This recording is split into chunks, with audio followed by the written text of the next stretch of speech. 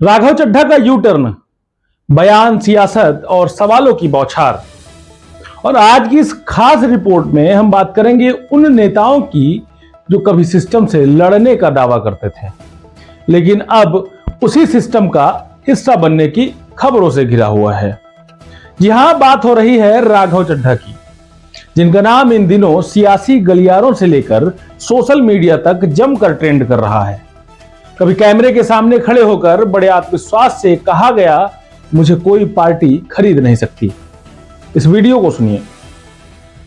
आज तक वो रकम नहीं बनी और वो शख्स पैदा नहीं हुआ जो राघव चड्ढा को, आम आदमी पार्टी को या अरविंद केजरीवाल को खरीद ले। मैं साफ तौर पे अपने विरोधियों को कहना चाहता हूं। और मेरा ये मानना है कि बीजेपी एक गुंडों की पार्टी है, अनपढ़ गुंडों की पार्टी है। वो सिर्फ गुंडागर्दी करते हैं और पेट्रनेज देते हैं गुंडों को। लेकिन अब सवाल उठ रहा है कि अगर खरीद नहीं सकते तो फिर ये बदलाव किस बात का है? क्या यह सियासत का दबाव है या फिर कोई बड़ा सौदा जो जनता की नजरों से छुप कर किया गया है? राघव चड्ढा ने खुद को हमेशा आम आदमी की आवाज बताया। महंगाई, भ्रष्टाचार, शिक्षा, हर मुद्दे पर बोलते नजर आए।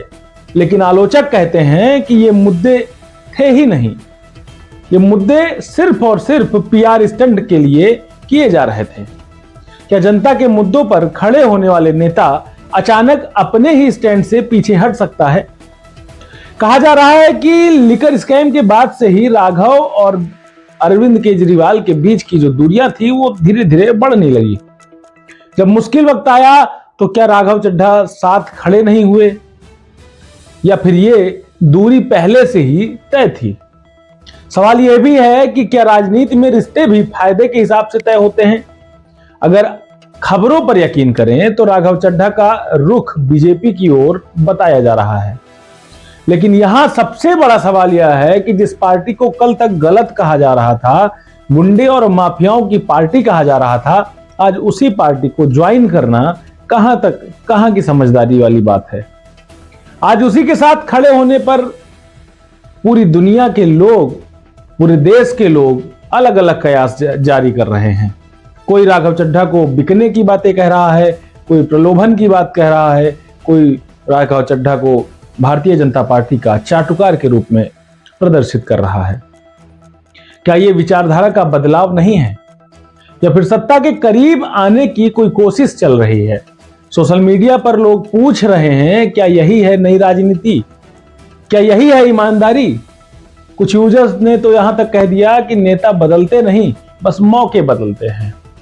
राघव चड्ढा के पुराने वीडियो, उसके बयान के हिसाब से अब जब वायरल हो रहे हैं और उन्हीं से सवाल पूछे जा रहे हैं, तो सबसे बड़ा सवाल यही है कि क्या राघव चड्ढा और उनके साथियों ने अपने ईमान के साथ कोई समझौता किया है?